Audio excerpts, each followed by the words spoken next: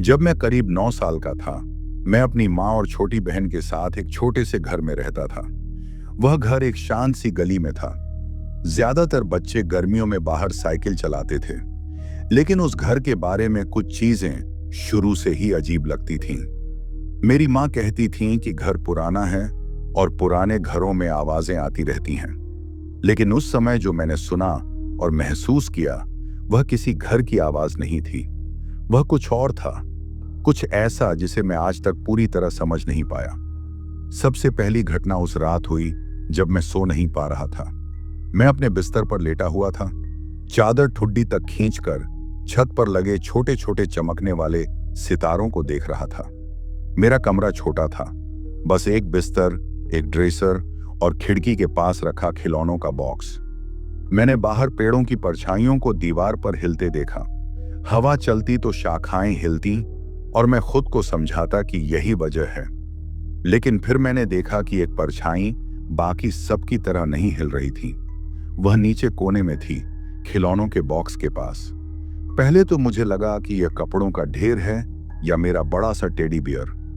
मैं खुद पर हंसने ही वाला था कि अचानक वह परछाई गायब हो गई। तभी मुझे भीतर से ठंड सी महसूस हुई। वह ठंड जो हवा की नहीं बल्कि शरीर के अंदर से आती है। मैंने चादर सिर पर खींच ली और सो गया।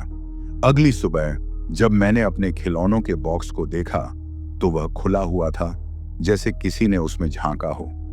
मैं कभी उसे खुला नहीं छोड़ता था क्योंकि माँ डांटती थी। मैंने चुपचाप उसे बंद कर दिया। कुछ हफ्तों बाद मेरी 5 साल की बहन ने माँ से कहा कि उसे क्लोजेट में आदमी पसंद नहीं है। मैं यह सुनकर ठिठक गया क्योंकि उसने यह इतनी साधारण सी बात की तरह कहा था, जैसे यह कोई सच हो। माँ ने उसे डांटा नहीं, बस बोली, छोटे बच्चे ऐसी बातें सोचते हैं। लेकिन मैं उसकी शक्ल देख सकता था, वह झूठ नहीं बोल रही थी। उसने कहा कि वह आदमी रात को क्लोजेट में खड़ा रहता है और फुसफुसाता है, लेकिन वह शब्द नहीं सुन पाती। माँ ने उस रात उसके साथ प्रार्थना की, लेकिन क्लोजेट में नहीं देखा। उसी रात मैं एक आवाज से जागा, जैसे कोई मेरे फर्श पर अपनी उंगलियों के नाखून घसीट रहा हो। मैं डर के मारे हिल भी नहीं पाया। वह आवाज मेरे बिस्तर के बिल्कुल पास आकर रुक गई। मुझे यकीन था कि अगर मैं नीचे देखूंगा तो कुछ मुझे घूरता मिलेगा। मैंने चादर को और कसकर पकड़ लिया जब तक नींद ना आ गई। सुबह उठकर देखा तो मेरे बिस्तर के पास फर्श पर लंबी लंबी खरोंचें थीं। वे बिल्कुल नई लग रही थीं, जैसे किसी ने लकड़ी को चाकू से उकेरा हो। मैं भागकर माँ के पास गया, लेकिन वह गुस्सा हो गई। उन्होंने कहा कि जरूर मैंने कुछ नुकीली चीज से खेला होगा या फर्नीचर घसीटा होगा। मैंने कसम खाई कि मैंने ऐसा कुछ नहीं किया, लेकिन उन्होंने यकीन नहीं किया। इसके बाद रातें और भी बुरी होने लगीं। मैं हल्की हल्की फुसफुसाहटें सुनता, जैसे किसी ने रेडियो धीमी आवाज में चला रखा हो, और वह मेरी अलमारी से आती। कभी कभी मेरी बहन अपने कमरे में रोने लगती और जब मैं दौड़कर जाता तो वह कोने की ओर इशारा करते हुए कहती, वो वहां है, वो वहां है। मैंने उसे कभी नहीं देखा, लेकिन मैं उस पर भरोसा करता था, जैसे कोई तुम्हें देख रहा हो और तुम्हारे हाथ के बाल खड़े हो जाएं। वैसा ही लगता था। सबसे डरावनी रात सर्दियों के बीच में आई। मैं जागा तो देखा कि मेरा दरवाजा खुला हुआ था, जबकि मैं हमेशा बंद करके सोता था। हॉल की लाइट जल रही थी क्योंकि माँ हमें डर से बचाने के लिए रात को लाइट छोड़ देती थी। फिर मैंने देखा कि हॉल की लाइट धीरे धीरे बुझ गई। मुझे लगा बल्ब फ्यूज हो गया होगा। तभी मैंने कदमों की आहट सुनी। कोई हॉल में चलकर मेरे दरवाजे तक आया। मैं माँ को पुकारना चाहता था, लेकिन आवाज नहीं निकली। दरवाजा चरमराया और मैंने एक लंबी काली सी आकृति को देखा। सिर्फ उसका सिर अंदर झांक रहा था। मैंने आंखें कसकर बंद कर लीं और सोने का नाटक किया। जब दोबारा खोली तो दरवाजा बंद था और मैं अकेला था। सुबह मैंने माँ से पूछा कि क्या वह रात को मेरे कमरे में आई थी। उन्होंने कहा नहीं, वह पूरी रात सोई थी। मेरी बहन ने कहा कि उसने भी उस आदमी को अपनी खाट के पास खड़े देखा। हमने मिलकर माँ को बताया। इस बार माँ के चेहरे पर सचमुच चिंता थी। उन्होंने घर के हर कमरे में मोमबत्ती जलाई और प्रार्थना की। कुछ समय तक सब शांति रही, लेकिन ज्यादा दिन नहीं। एक दोपहर में स्कूल से घर आया, माँ भी नहीं लौटी थी। मैं सोफे पर बैठकर होमवर्क कर रहा था कि मैंने अपने कमरे से खिलौनों के बॉक्स के जोर से बंद होने की आवाज सुनी। घर में और कोई नहीं था। मैंने उम्मीद की कि शायद हवा होगी, लेकिन जब मैंने हॉल में झांका तो देखा मेरा दरवाजा पूरा खुला था।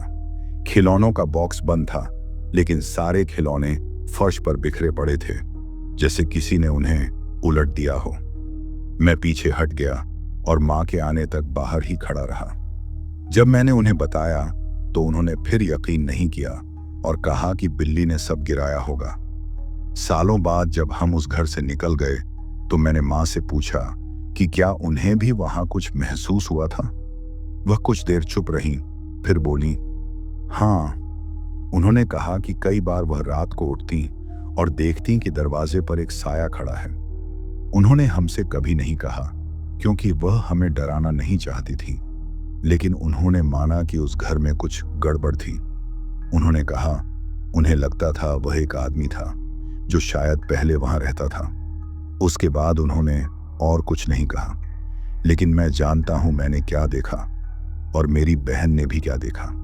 आज भी बड़े होने के बाद जब मैं उस समय को याद करता हूं तो मेरा पेट मरोड़ खाने लगता है। वह हमारी कल्पना नहीं थी, वह कुछ असली था और वह हमें यह बताना चाहता था कि वह मौजूद है। कभी कभी देर रात जब नींद नहीं आती, मैं अब भी वही आवाज सुनता हूं, नाखूनों को फर्श पर घसीटने की आवाज।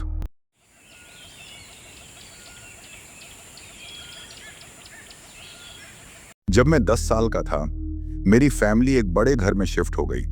माँ की अभी अभी शादी हुई थी और हमें ज्यादा जगह की जरूरत थी। घर अच्छा था, हमारे पुराने घर से नया और एक शांत मोहल्ले में, जहां बहुत सारे पेड़ थे। मुझे लगा था मैं वहां खुश रहूंगा। शुरू में सब कुछ सामान्य लगा, लेकिन धीरे धीरे छोटी छोटी चीजें होने लगी, जिनसे लगा कि उस घर में कुछ गड़बड़ है। मेरा कमरा हॉल के आखिर में था। उसमें 2 बड़ी खिड़कियां थीं जो पिछवाड़े की ओर खुलती थीं और एक अलमारी थी जो मेरी पुरानी अलमारी से गहरी थी। मुझे वह कमरा पसंद था, जब तक कि पहली रात वहां नहीं सोया। मैं आधी रात को जागा क्योंकि मुझे अलमारी से कुछ खिसकने की आवाज आई, बहुत हल्की सी, जैसे कपड़ों के बीच से कोई गुजर रहा हो। मैंने खुद से कहा कि यह तो बस घर की आवाज है। मुझे पता है यह बहुत क्लिशे लगता है, लेकिन ज्यादातर लोग, बच्चे भी, छोटे छोटे घर की आवाजों को सामान्य ही मानते हैं। लेकिन फिर मैंने देखा, अलमारी का दरवाजा हिला। वह खुला नहीं, बस ऐसे कांपा जैसे किसी ने अंदर से हल्का सा धक्का दिया हो। मैं माँ के कमरे में भागना चाहता था, लेकिन मेरा शरीर जैसे जम गया। मैं वहीं पड़ा रहा जब तक नींद नहीं आ गई, अलमारी को ही देखते हुए। सुबह जब उठकर देखा तो अलमारी का दरवाजा थोड़ा सा खुला था, जबकि मैंने उसे मजबूती से बंद किया था। मैंने माँ से पूछा कि क्या वह वहां गई थी। उन्होंने कहा, नहीं, शायद एयर वेंट्स की वजह से दरवाजा हिला होगा। लेकिन मुझे पता था यह एयर वेंट्स नहीं था। उसके बाद की रातें और बुरी होने लगी। मैंने खिड़की के शीशे पर हल्की हल्की टैपिंग सुननी शुरू की। पहले मुझे लगा पेड़ की शाखाएं होंगी, लेकिन जब देखा तो कोई शाखा खिड़की के पास नहीं थी। वह टैपिंग कई मिनटों तक चलती और जैसे ही मैं कंबल सिर पर खींच लेता, वह रुक जाती। मैंने नजरअंदाज करना चाहा, जब तक कि एक रात मैंने झांकने की हिम्मत नहीं की। मैंने देखा एक पीला सा हाथ खिड़की के शीशे पर दबा हुआ था।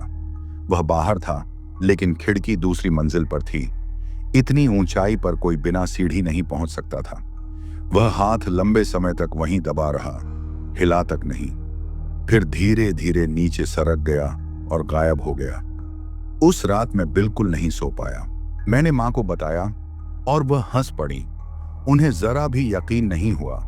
जब उन्होंने देखा कि मैं मजाक नहीं कर रहा, तो उन्होंने मुझे समझाना शुरू किया कि शायद मैं आधी नींद में था और सपने से कुछ देख रहा था। लेकिन मुझे पता था यह सब बकवास है। मेरे सौतेले पिता ने भी यकीन नहीं किया। उन्होंने कहा, तू ध्यान खींचने के लिए बना रहा है, और वह भी हंसे। लेकिन मैंने नोटिस किया कि वह रात में हॉलवे की लाइट जलाकर रखते थे। शायद वह भी उतने सुरक्षित महसूस नहीं करते थे जितना दिखाते थे। 1 महीने बाद मेरा छोटा भाई, जो 4 साल का था, सफेद औरत के बारे में बात करने लगा। वह कहता, वह मेरे कमरे में आती है और मेरे बिस्तर पर बैठती है। माँ ने सोचा ये उसकी कल्पना है, लेकिन एक रात मैंने उसे चीखते हुए सुना।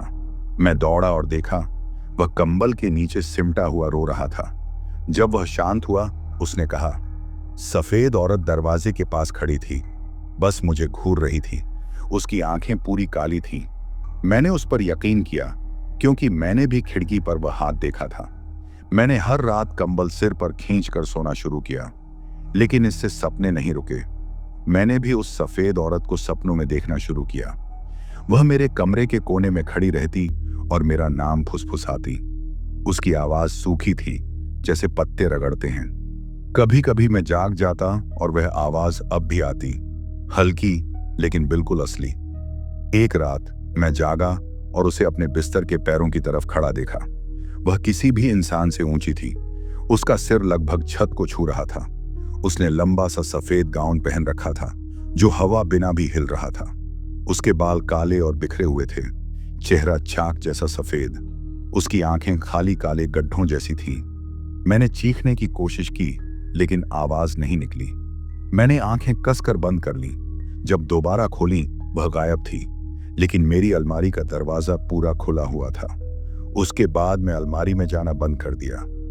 मैं माँ से विनती करता कि उनके कमरे में सोने दूं, लेकिन वह कहती, तुम्हें बहादुर बनना सीखना होगा।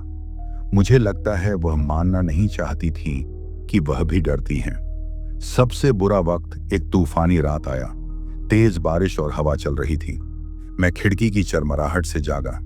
देखा तो खिड़की धीरे धीरे खुद खुल रही थी, जबकि वह लॉक थी। मैंने देखा लॉक खुद घूमकर खुल रहा है। खिड़की पूरी खुल गई और मैंने उस सफेद औरत को अंदर आते देखा। वह इंसानों की तरह नहीं चल रही थी, वह तैर रही थी। उसके पांव जमीन को छूते भी नहीं थे। वह मेरे बिस्तर की ओर बढ़ी और झुककर मेरा चेहरा अपने चेहरे के बिल्कुल पास ले आई। मैंने उसकी ठंडी सांस अपनी त्वचा पर महसूस की। उसने फिर मेरा नाम फुसफुसाया और इस बार मैं जितना जोर से चीख सकता था, चीखा। माँ और सौतेले पिता दौड़ते हुए आए, लेकिन जैसे ही उन्होंने लाइट जलाई, खिड़की बंद और लॉक थी और वहां कोई नहीं था। उन्होंने मुझ पर गुस्सा किया कि मैंने सबको डरा दिया, लेकिन उनके चेहरे पर चिंता साफ थी। इस हिस्से की सबसे अजीब बात यह है कि मुझे ठीक ठीक याद नहीं कि उस औरत के मेरे पास आने और मेरी चीख के बीच क्या हुआ। जैसे बीच में सब ब्लैकआउट हो गया। फिर मुझे बस याद है कि मैं चीख रहा था और मेरे माता पिता कमरे में आए। खिड़की फिर से बंद थी, जिससे लोगों को लगता कि यह बस नाइट टेरर था। यही मेरे माता पिता मानते थे। मुझे लगता है माँ मुझे कुछ समय के लिए थेरेपी भी ले गईं, क्योंकि वे मेरे लिए चिंतित थीं। हम उस घर में 3 साल और रहे और मैं कभी उस घर के आदी नहीं हो पाया। मेरा भाई सफेद औरत के बारे में बोलना बंद कर चुका था, लेकिन मुझे लगता है वह डर के कारण था, न कि इसलिए कि वह आना बंद हो गई थी। कभी कभी मैं रात में उसे रोते हुए सुनता और वह कहता, जाओ, दूर जाओ। मुझे लगता है वह भी थेरेपी के डर से चुप हो गया। आज भी जब रात में तूफान आता है, मैं बाथरूम या पानी लेने उठने से डरता हूँ। मैं कमरे के कोनों की ओर झांकता हूँ, यह सुनिश्चित करने के लिए कि वहां कोई लंबा सा साया नहीं खड़ा। ऐसी चीजें इंसान के साथ बड़े होने के बाद भी रह जाती हैं। मैं मानने को तैयार होता कि यह सब नाइट टेरर था, अगर मैंने वह हाथ खिड़की पर अपने छोटे भाई के सफेद औरत का जिक्र करने से पहले नहीं देखा होता। मुझे लगता है यह बस उन अजीब अनुभवों में से एक है जिसे समझाया नहीं जा सकता।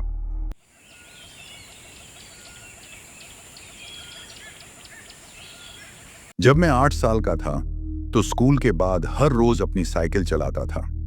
मैं एक शांत गली में रहता था, जहां छोटे छोटे घर और बड़े बड़े पेड़ थे।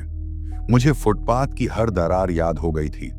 मुझे यह भी पता था कि डाकिया कहाँ रुकता है। एक घर मुझे अच्छा लगता था, जो गली के नीचे था। उस आंगन को देखने के लिए मुझे ब्लॉक के कोने के पास तक जाना पड़ता था। वहां एक लंबा ड्राइववे था और चौड़ा सा लॉन। ज्यादातर दोपहर को एक बुजुर्ग आदमी उस ड्राइववे में खड़ा होता था। वह हमेशा टोपी पहनता और ड्राइववे के उस हिस्से पर खड़ा होता जो फुटपाथ से मिलता था और सड़क की ओर देखता। जब मैं वहां से गुजरता तो वह हमेशा हाय कहता। वह कभी फुटपाथ पर नहीं आता था, वह कभी ड्राइववे से बाहर नहीं निकलता था। बस आवाज लगाता, हाथ हिलाता और फिर अपने आंगन की ओर लौट जाता। मैं भी हमेशा हाथ हिला देता। मेरी माँ ने मुझसे कहा था कि मैं खुद से कभी सड़क पार न करूं, तो मैंने कभी सड़क पार नहीं की और वह आदमी भी ये जानता था। वह अपने जगह से ही मुझसे पूछता, स्कूल कैसा चल रहा है, साइकिल कैसी है, क्या मुझे मेरी नई लाल साइकिल की घंटी पसंद है। एक बार उसने मुझे बिल्ली वाला चुटकुला सुनाया था जिस पर मैं हंस पड़ा था।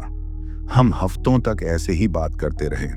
हमारी बातें छोटी छोटी होती, हमेशा उसके ड्राइववे से मेरे फुटपाथ तक। उसे मेरे बारे में छोटी छोटी बातें पता रहती, जैसे मेरा एक छोटा भाई है या पापा ने नई कार ली है, जो मैंने उसे कभी नहीं बताई थी।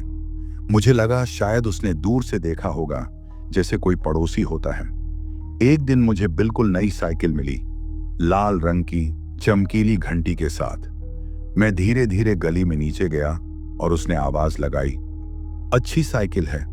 उसने पूछा, क्या तुम मेरे साथ कोने तक दौड़ लगाना चाहोगे। मैंने मना कर दिया क्योंकि मां नाराज हो जाती। वह मुस्कुराया और बोला, कभी और।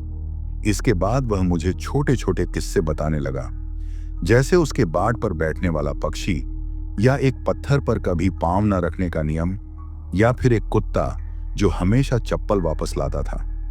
वह किसी ऐसे इंसान की तरह लगता था जिसके पास छोटी छोटी चीजें देखने का वक्त हो। मैं भी उसे ढूंढने लगा जब अपनी साइकिल चलाता। कभी वह वहां होता, कभी नहीं। फिर एक हफ्ते उसने बाहर आना बंद कर दिया। मैं उस घर के पास से गुजरा, लेकिन कोई नहीं खड़ा था। खिड़कियों के पर्दे बंद थे। मैं धीरे धीरे चला और ड्राइववे को देखा।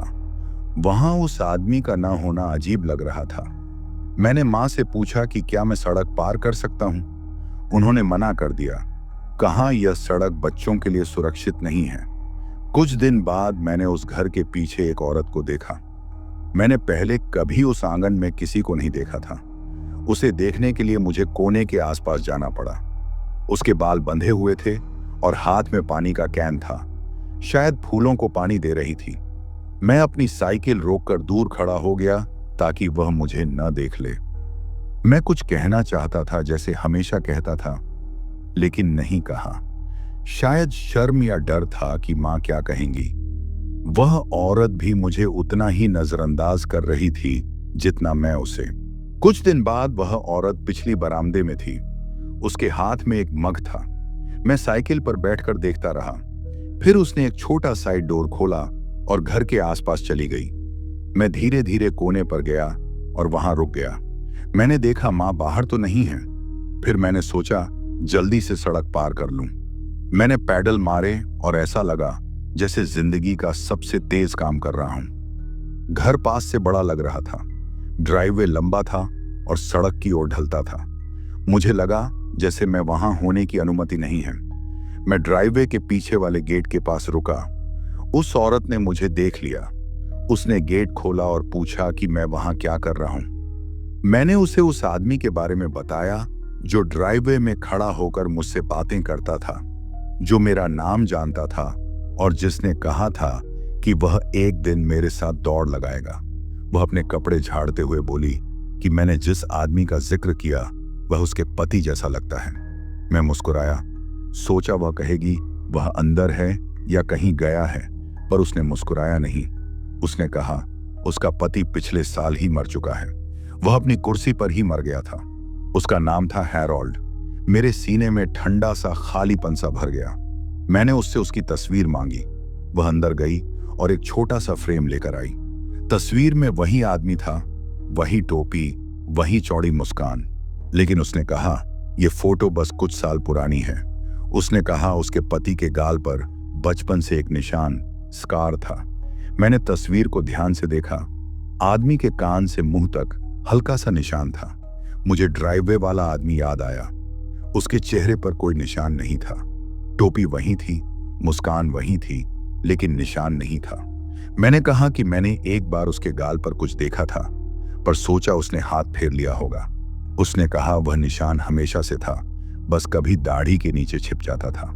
उसने दोबारा कहा उसके पति की मौत हो चुकी है और उस घर में और कोई नहीं रहता। उसने कहा वह पिछले साल ही बाग की देखभाल करने वापस आई है और उसने कभी किसी को ड्राइववे में खड़ा नहीं देखा। उस समय मैं सचमुच डर गया। मैंने उसका धन्यवाद किया और धीरे धीरे पीछे हट गया। मैंने आंगन की ओर दोबारा नहीं देखा। मैं घर लौट आया। वापसी का सफर वैसा था जैसे आप किसी हादसे से बाल बाल बचें और फिर बाकी रास्ता रेडियो बंद करके चुपचाप तय करें। माँ ने कोई सवाल नहीं पूछा, बस कहा सावधान रहना। उस रात मैं सो नहीं सका। मैंने उस आदमी को याद किया, उसकी हंसी, उसका मेरे नाम से पुकारना और तस्वीर का वह निशान। अगले दिन मैं उस घर के पास गया। पर्दे खुले थे, धूप बरामदे और ड्राइववे पर पड़ रही थी, लेकिन वहां कोई खड़ा नहीं था। मैंने कोने से हाथ हिलाया, पर किसी ने जवाब नहीं दिया, तो मैं पैडल मारकर चला गया। काफी समय बीत गया। मैंने नई गलियां चुन ली, नए बच्चों से बातें करने लगा। हफ्तों बीत गए। फिर एक रात मैं सो रहा था और किसी ने मेरा नाम पुकारा। आवाज बाहर खिड़की के पास से आ रही थी। वह आवाज जानी पहचानी थी। उसने मेरा नाम बिल्कुल वैसे ही लिया जैसे वह आदमी लिया करता था। मैं घबरा कर उठ बैठा। बाहर हल्की बारिश की बूंदें पड़ रही थीं। मुझे पूरा यकीन था कि मैं अपना नाम सुन रहा हूं। मैंने मां को पुकारा और चादर में छिप गया। वह भाग कर आई, मेरे पास बैठी। मैंने उन्हें आवाज के बारे में बताया। उन्होंने मेरी पीठ थपथपाई और कहा यह हवा की आवाज है। मुझे अच्छा महसूस कराने के लिए वह खिड़की तक गईं और पर्दे उठाए। उन्होंने कहा वहां कोई नहीं है। पापा उठे और खिड़कियों दरवाजों के ताले चेक किए। उन्होंने टॉर्च लेकर बाहर देखा। इससे मुझे थोड़ा सुकून मिला। मैंने जितना जोर देकर कहा कि मैंने आवाज सुनी, उतना ही उन्होंने कहा तुमने सपना देखा होगा। सुबह मेरा गला बैठा हुआ था। मैंने स्कूल में दोस्तों को बताया तो उन्होंने मेरा मजाक उड़ाया, कहा मैं भूतों पर यकीन करता हूं। एक दोस्त ने हिम्मत दिलाई कि मैं रात को उस घर के ड्राइववे में खड़ा होकर उसका नाम पुकारूं। मैंने वह हिम्मत नहीं की। दिन बीत गए, कुछ नहीं हुआ। मैं आगे बढ़ गया। साल गुजर गए, गली बदल गई, घर बिक गए। वह औरत वाला घर भी कुछ समय के लिए खाली हो गया। मैंने एक बार मूवर्स को वहां से सामान निकालते देखा। बाद में नए लोग सामने पेंट कर रहे थे। ड्राइववे वहीं था, लेकिन अब नई कारें थीं। मैं वहां से गुजरा, लेकिन टोपी वाले आदमी को नहीं ढूंढा। मैं बड़ा हो गया, नए रास्ते सीखे, नए पड़ोसियों और उनके कुत्तों के नाम जाने। 18 साल की उम्र में कॉलेज चला गया। मेरे माता पिता ने मेरा पुराना घर बेच दिया, लेकिन उस आदमी की याद आज भी सीने में एक छोटे पत्थर जैसी बैठी है। मैं सोचता हूं क्यों मैंने उस औरत से और तस्वीरें नहीं मांगी, या क्यों दोबारा जाकर और बातें नहीं पूछी। शायद उस समय मैं यह सोचकर डर गया था कि कहीं मैं भूत से बात कर रहा था। कई साल बाद मैं बस यूं ही उस गली में गाड़ी चलाकर गया। एक बच्चा कोने के पास साइकिल चला रहा था। ड्राइववे खाली था। एक पल को मेरा मन हुआ कि रुक जाऊं, पूछूं क्या कभी वहां कोई आदमी खड़ा होकर हाय कहता था। पूछूं क्या किसी और ने भी बारिश में कोई आवाज सुनी। कोई छोटा सा जवाब मिल जाए जो उस गैप को बंद कर दे। लेकिन मैंने रुकना नहीं चुना। मैं बस आगे बढ़ गया। याद वहीं की वहीं रह गई और आज भी मैं उसे दबाने की कोशिश करता हूं।